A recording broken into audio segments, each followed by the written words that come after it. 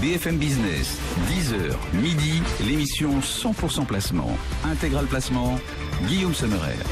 À vos côtés, Intégral Placement chaque jour pour vous aider à faire fructifier votre patrimoine. Si on va répondre à vos questions, les questions que vous nous envoyez sur notre site bfmbusiness.com, ce sera dans un instant. Mais d'abord, on rejoint Jean-Louis Cussac depuis son cockpit, depuis la salle des contrôles de Perceval Finance. Rebonjour Jean-Louis.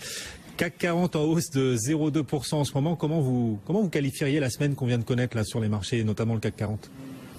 Dans la continuité de ce qu'on a connu les jours précédents, donc on a eu ce fameux retracement qu'on attendait. Moi, j'avais dit que jusqu'à 4750, nous étions dans une logique de hausse long terme, non infirmée, avec un retracement donc tout à fait, une respiration de marché tout à fait logique. Je pense que les gérants attendent plutôt les 4600 pour acheter, ça on le verra plus tard, et surtout comment on va y aller, si on y va. Donc là, il n'y a pas vraiment d'initiative. D'ailleurs, depuis le dernier point de 10h30, le marché a rebondi tout de même. D'abord, il est allé chercher le 25, dont je vous parlais. Ça, c'est vraiment très précis. Il l'a tapé et il est allé direct et rapidement, en fait, sur 40. Moi, j'étais placé à 43. Donc j'ai pas vendu à 43 puisqu'on s'est arrêté sur 40. Bon, on s'est arrêté sur 40 pendant 20 minutes. Donc un bout d'un moment, enfin même assez rapidement en général quand on voit ça, on vend à 39 et puis c'est tout.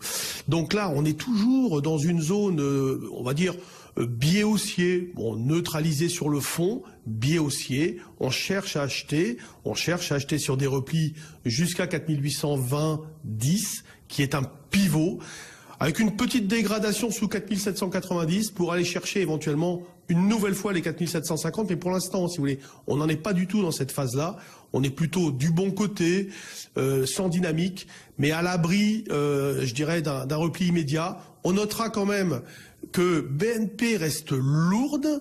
BNP baisse ce matin, elle entraîne la SocGen qui avait monté hier, mais on sent quand même un peu de lourdeur du côté des financières.